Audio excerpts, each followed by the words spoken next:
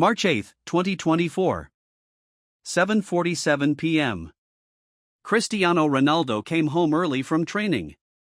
He walked through his front door quietly, not wanting to disturb anyone. Then he heard voices coming from his daughter's bedroom. Georgina and Alana, his 6-year-old. He was about to call out and let them know he was home. But then he heard his daughter ask a question that made him freeze. "Mama Gio, does my papa love me?" What Georgina answered, what his daughter said next, broke Cristiano in ways no defeat ever could. And what he did after listening to that conversation changed everything. March 2024. Riyadh, Saudi Arabia. From the outside, Cristiano Ronaldo's life looked perfect. Playing for Al Nassr. Scoring goals. Making millions. Living in a massive mansion with his family. Georgina Rodriguez, his partner of 8 years, and their children living what looked like a fairy tale. Social media showed the perfect family. Beautiful photos. Expensive vacations. Designer clothes. Smiling faces. The world saw happiness. Success. The dream. But inside that mansion, behind the Instagram posts and the carefully curated image, something was breaking. And Cristiano had no idea. He'd been so focused on his career, on proving he could still perform at 39 years old, on showing the world that moving to Saudi Arabia wasn't retirement but a new challenge, that he'd missed the cracks forming in his own home. Missed the signs. Missed what mattered most. His daily routine was rigid. Wake up at 6 a.m. Gym for 90 minutes. Breakfast. Training with Al Nassr from 9 a.m. to 1 p.m. Recovery work. Lunch. More gym. Film study. Dinner. Sleep by 10 p.m. Every single day. The same. Precise. Controlled. He was a machine. A perfectly tuned athlete. But he wasn't a father. Not really. Not in the ways that counted. Georgina had been handling everything. The kids. The household. The scheduling. The emotional labor of keeping a family together while Cristiano chased goals and records. She'd done it for years without complaining. Because she loved him. Because she understood the pressure he was under. Because she believed in his dream. But recently, she'd noticed something that terrified her. The kids, especially Alana, were pulling away from Cristiano. Not with anger. With indifference. They were getting used to him not being present. Getting used to his absence even when he was home. Alana was 6 years old. Born in 2017. Cristiano's daughter with Georgina. A beautiful little girl with dark eyes and curly hair who used to light up every time her father walked in the room. Used to run to him. Used to demand his attention. Used to climb on him and refuse to let go. But lately, when Cristiano came home, Alana barely looked up. "Hi Papa," she'd say absently, then go back to whatever she was doing. No excitement. No emotion. Just acknowledgement that he existed. Cristiano had noticed but hadn't thought much of it. Kids grow up. They become more independent. That's normal, right? He didn't realize that what he was seeing wasn't independence. It was disconnection. His daughter was learning to live without him emotionally because he was never really there. And Georgina had been watching it happen, heartbroken, knowing she needed to do something but not knowing what. March 8 started like any other day. Cristiano woke up at 6 a.m. Did his routine. Went to training. But training ended early that day.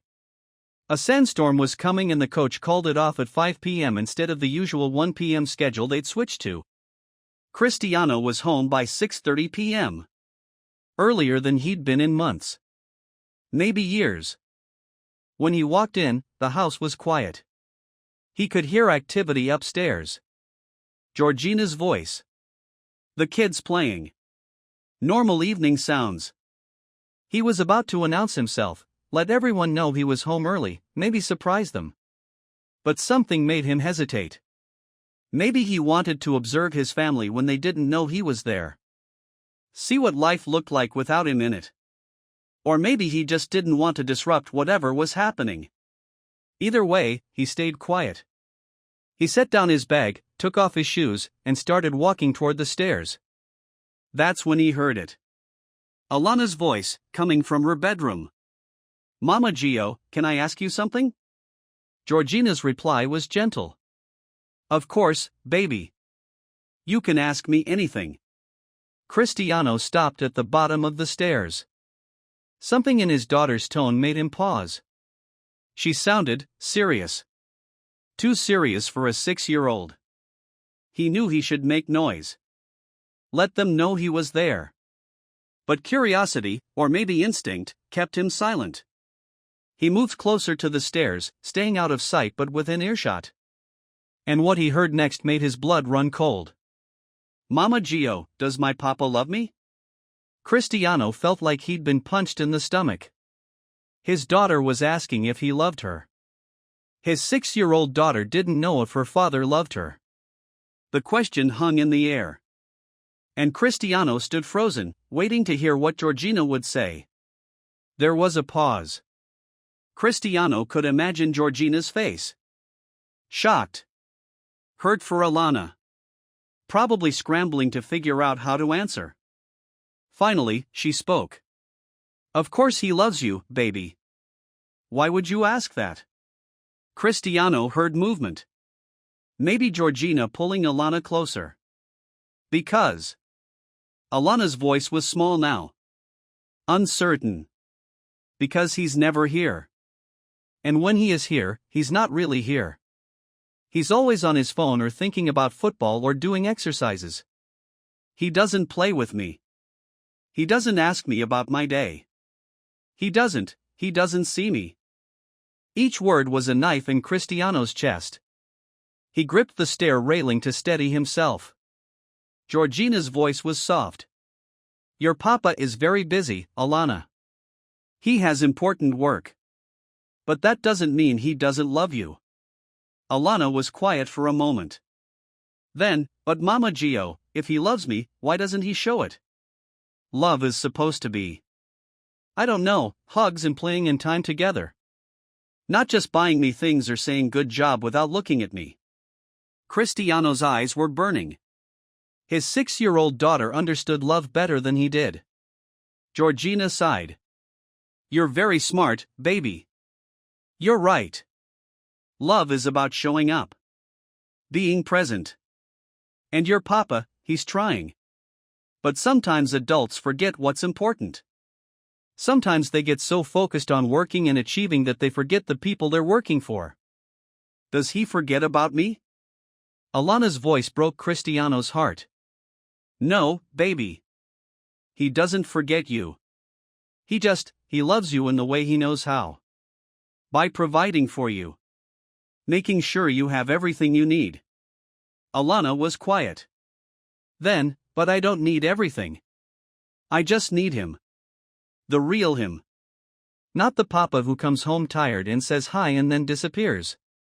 I want the papa who plays pretend with me. Who reads me stories. Who asks me about my dreams and actually listens." Georgina's voice got emotional now. "I know, baby. I know."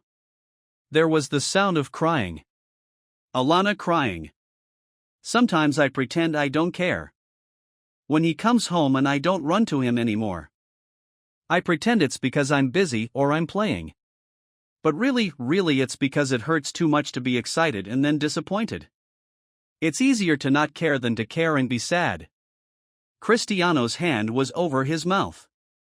Tears were streaming down his face. His daughter had taught herself not to love him too much because loving him hurt. What kind of father does that to their child? Georgina was crying now too. "Oh baby, come here. Listen to me. Your papa loves you so much.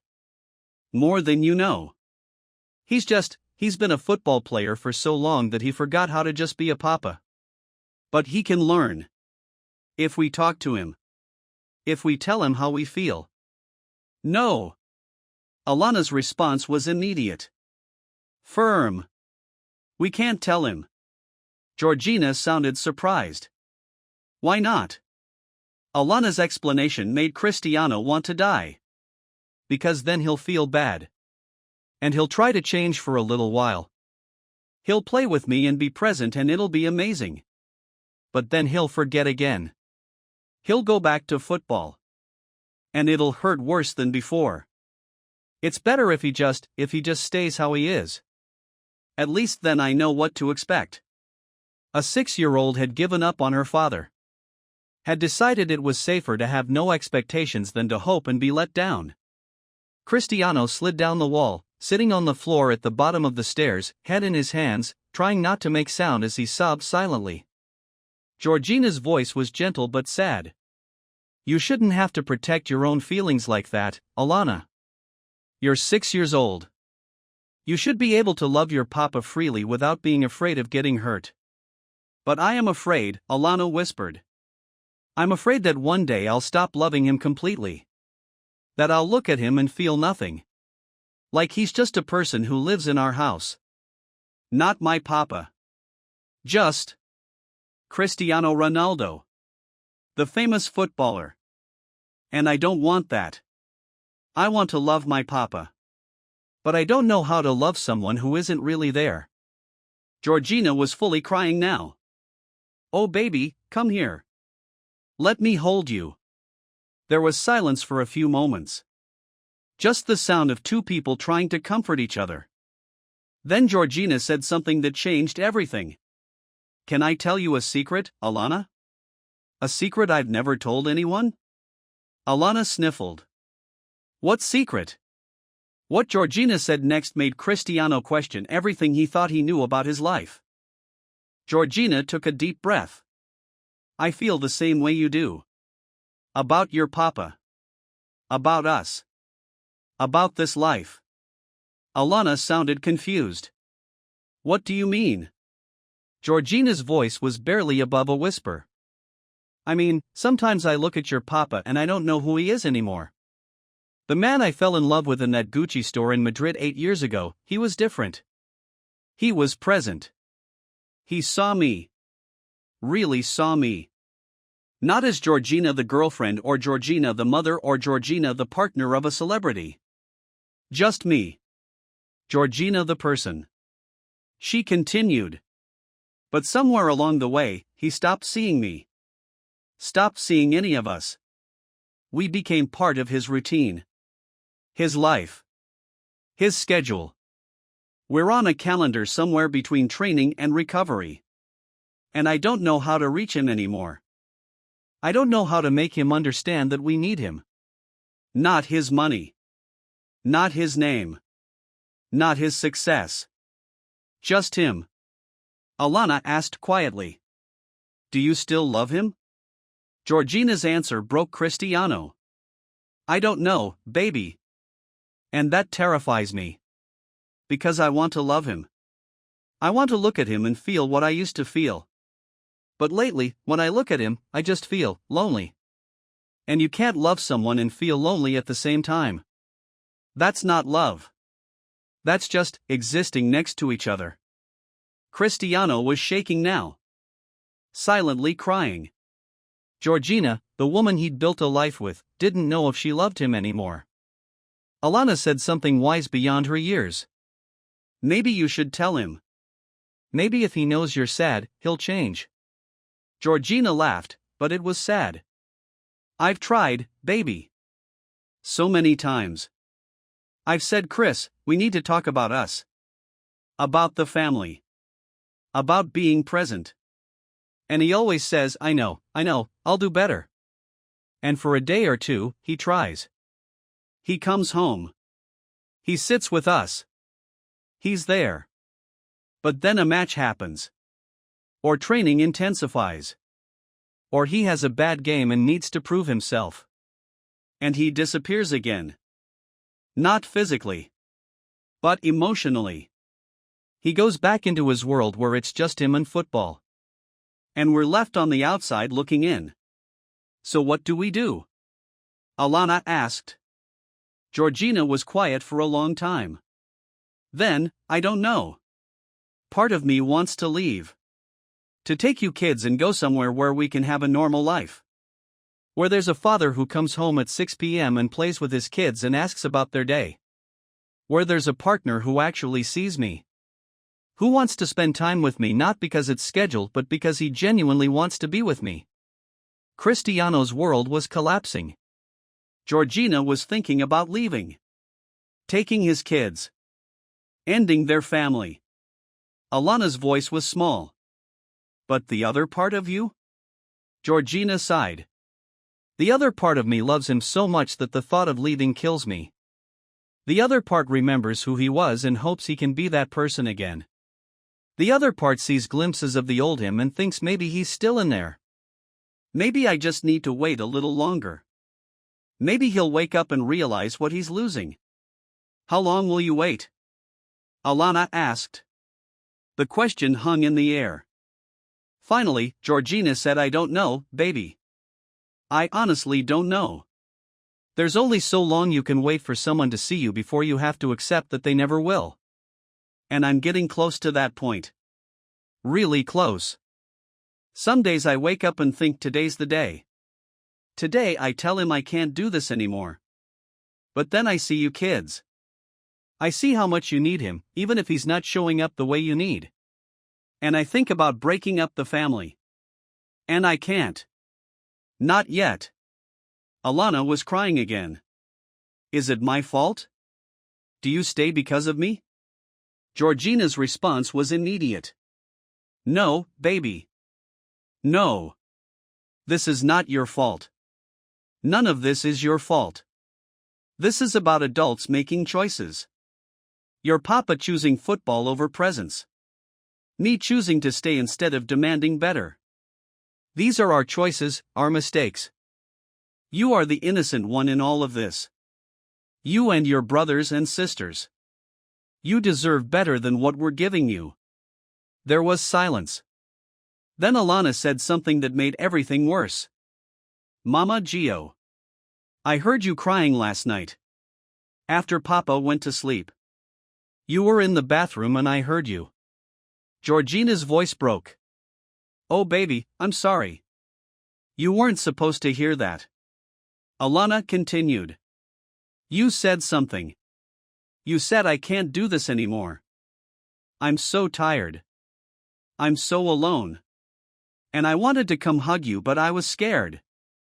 I didn't know what to do. Georgina was sobbing now. I'm so sorry, Alana. I'm so sorry you heard that. I'm so sorry you're carrying all of this. You shouldn't have to worry about adult problems. You should just be a kid. Playing. Dreaming.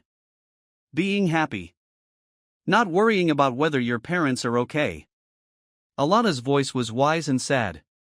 But I can't just be a kid when I know you're sad and Papa's not seeing it. I can't just play when I know our family is breaking. Cristiano couldn't take any more. He stood up on shaking legs. He had two choices. Walk away. Pretend he never heard this. Go to his room and process this alone. Or walk in there right now and face the truth. Face his daughter. Face Georgina. Face what he'd done to his family. Every instinct told him to run. To escape. To avoid this pain. But for once in his life, Cristiano Ronaldo chose to be present for the hardest moment of all. He walked up the stairs. Each step felt like climbing a mountain. He reached Alana's bedroom door. It was slightly open. He could see them. Georgina sitting on the edge of the bed. Alana in her lap. Both crying. Both broken. Both suffering because of him. He raised his hand to knock. And then did something he'd never done before. He knocked on his daughter's door like a guest. Like someone asking permission to enter a space he no longer deserved to occupy freely. Come in, Alana said absently, probably thinking it was one of the housekeepers. Cristiano pushed the door open. Stood in the doorway. Georgina looked up. Her face went white. She jumped up, wiping her tears quickly, going into protective mode. Chris! You're home early.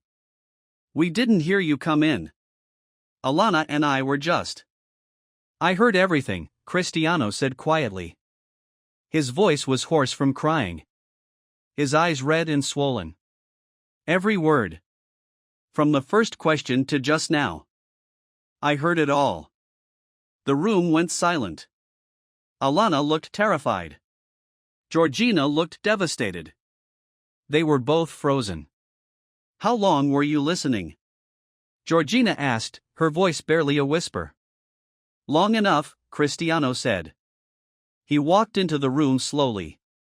Sat down on the floor. Right there on his daughter's pink carpet surrounded by toys. He looked up at them both. Alana, can I tell you something?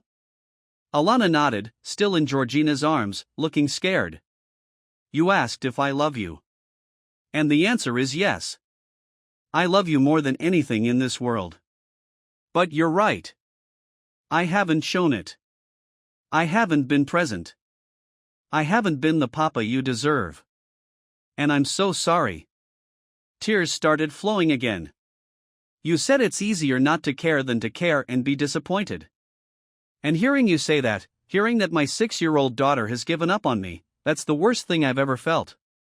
Worse than any loss. Any failure. Any defeat. Because I did that to you. I taught you that loving me would hurt you. And that's unforgivable. Alana was crying now too. Papa, I didn't mean, but Cristiano held up his hand gently. No, baby. Don't take it back. Don't protect me. You were telling the truth. And I needed to hear it. I needed to hear how much I've hurt you. Because I've been blind. Completely blind to what I was doing to you. To all of us. He turned to Georgina. And you. My God, Georgina. You don't know if you love me anymore. You're thinking about leaving. You cry alone at night. You feel lonely even though I'm right there next to you. And I had no idea. No idea how much pain you were in. How close I was to losing everything that actually matters. Georgina was shaking. Chris, I didn't want you to find out like this. I was going to talk to you when Cristiano shook his head. When? When were you going to talk to me? You said you've tried.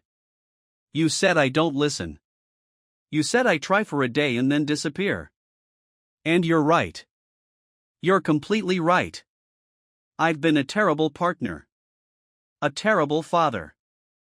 I've been so focused on being Cristiano Ronaldo that I forgot how to be Chris. Just Chris. The man. The father. The partner. He looked at both of them. I don't have excuses. I could tell you about the pressure. The expectations. The need to prove I'm still the best even at 39. The fear of irrelevance. The addiction to achieving. But none of that matters. Because at the end of the day, I chose football over you. Every single day. I chose training over breakfast with my daughter. I chose recovery over family time. I chose film study over being present. And now I'm facing the consequences of those choices. Alana spoke quietly. Papa, do you promise to change? For real this time? Cristiano looked at his daughter with complete honesty. I don't know, baby. And I'm not going to lie to you. I want to promise that I'll be perfect from now on. That I'll never miss a moment. That I'll always be present. But I don't know if I can keep that promise. What I can promise is that I'll try. Really try. Not for a day. Not for a week. But permanently. I'll try to be the father you deserve. He turned to Georgina. And you. I can't promise I'll be perfect. But I can promise that I'll fight for us. For this family. If you're willing to give me one more chance. One real chance. Not to prove I can change for a few days, but to prove I can actually become the partner you need. The man you fell in love with. Will you give me that chance? Georgina was crying hard now. Chris, I'm exhausted. I'm so tired of hoping and being disappointed. I don't know if I can go through that again. Cristiano nodded. I understand. And if you want to leave, I won't fight you. If you want to take the kids and go, I'll let you. Because you deserve better than what I've given you. You deserve someone who chooses you every single day. And I haven't been that person. He stood up slowly. But I want to be.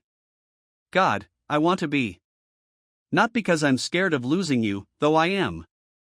Not because I'm afraid of being alone, though I am. But because you're right. I've been lonely too. Lonely in a crowded room. Lonely next to you in bed. Lonely surrounded by teammates and fans. Because I've disconnected from everything real. And I don't want to be lonely anymore. I want to feel again. Love again. Be present again. What he did next shocked both of them completely. Cristiano pulled out his phone. Right there in front of them. He opened his contacts. Found his agent Jorge Mendez. Called him on speaker. Jorge answered after 2 rings. Cristiano. What's up? Is everything okay? Cristiano's voice was steady. Jorge, I need you to cancel everything. Jorge laughed. Cancel what? The Pepsi meeting next week? Consider it. No, Cristiano interrupted. Everything. All endorsement meetings. All sponsor commitments. All travel that isn't absolutely mandatory for football. Cancel it all. Jorge's tone changed. Chris, what's going on? Are you okay? Cristiano looked at Georgina and Alana. I'm not okay. But I'm going to be. I need time, Jorge. Time with my family. Time to fix what I've broken. So cancel everything that takes me away from them. Jorge was silent for a moment. Cristiano, that's millions of euros in commitments. Contracts we've signed. Obligations Cristiano cut him off again. I don't care about the money. I don't care about the obligations. Figure it out. Pay whatever penalties. Issue whatever statements. But clear my schedule. I need to be present for my family. Starting now. Chris, can we talk about this tomorrow? When you're calm. Cristiano's voice got firm. I am calm, Jorge. For the first time in years, I'm completely calm. Because I finally know what matters. And it's not another endorsement. Another sponsorship. Another €1,000,000. It's my daughter who doesn't know if I love her. It's my partner who doesn't know if she loves me. It's my family that's falling apart while I chase things that don't matter. So cancel it. All of it. Jorge sighed. Okay. Okay. I'll start making calls. But Chris, are you sure? Cristiano looked at Alana. I've never been more sure of anything. He hung up. Put his phone down. Looked at Georgina and Alana. That's step 1. Clearing space. Making time. But time isn't enough. I need to change fundamentally. And I don't know how to do that alone. So I need your help. Georgina was staring at him in disbelief. You just cancelled millions of euros in deals. Cristiano shrugged. Money doesn't matter if I have no one to share my life with. What good is being rich if I'm alone? What good is being famous if my own daughter doesn't want to be around me? He looked at Alana. Baby, I need you to be honest with me from now on. When I'm not present, tell me. When I'm on my phone too much, tell me. When I'm choosing football over you, tell me. I need you to hold me accountable because I don't trust myself to see it. Alana nodded slowly. Okay, Papa. Cristiano smiled through tears. And Georgina. I need you to stop protecting me. Stop making excuses for me. Stop trying to shield me from the consequences of my choices. If I'm failing, tell me. If you're unhappy, tell me. If you're thinking about leaving, tell me. Don't suffer in silence. Don't cry alone. Let me be there. Even if it's uncomfortable. Even if it's hard. Let me be there. Georgina nodded, unable to speak. Cristiano sat back down on the floor. Now. Right now. Let's start. Alana, tell me about your day. And I'm going to listen. Really listen. Not think about training or tomorrow's match or anything else. Just listen to you. Alana hesitated. Really? Cristiano nodded. Really? I want to know everything. What you did at school. Who you played with. What made you happy. What made you sad. Everything. So Alana started talking. About her day at school. About her friend Sophia who shared her lunch. About the art project they did with finger paints. About the boy who pushed her at recess. About the story the teacher read. And Cristiano listened. Really listened. Asked questions. Laughed at the funny parts. Got upset about the boy who pushed her. Was present.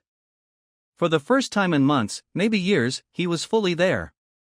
After Alana finished, Cristiano turned to Georgina. Your turn. Tell me about your day. Georgina looked shocked. My day? You never ask about my day. Cristiano's face fell. I know. And I'm sorry. But I'm asking now. Tell me. What did you do today? How are you feeling? What's on your mind? Georgina was hesitant at first. But slowly, she started opening up. About taking the kids to school. About the grocery shopping. About the phone call with her mother in Argentina. About the loneliness she felt even in a house full of people. About the fears she had for the future. And Cristiano listened. Really listened. Didn't interrupt. Didn't offer solutions.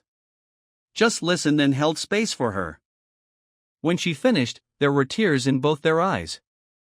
Thank you for telling me, Cristiano said. Thank you for being honest. For letting me in. Even though I don't deserve it. Georgina reached out and took his hand. Chris, I want to believe you. I want to believe this time is different. But I'm scared. Scared of hoping again.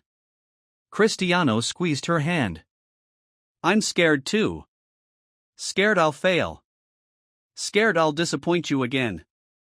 But I'd rather try and fail than not try at all. Because losing you, losing this family, that's not an option. I can handle losing matches.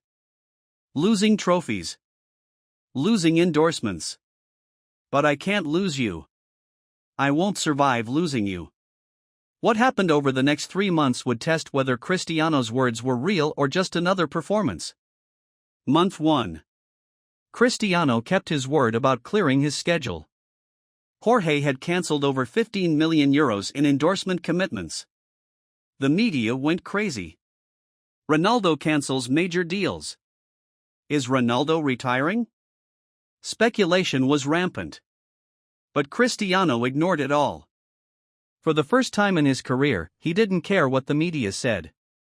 His new routine was radically different. Still up at 6 a.m. But instead of going straight to the gym, he made breakfast for the kids. Sat with them while they ate. Asked about their homework. Their friends. Their worries. Alana was suspicious at first. Waiting for him to check his phone. To get distracted. To disappear. But he didn't. He stayed. Day after day. Week after week. After breakfast, he'd take the kids to school. something he'd never done before.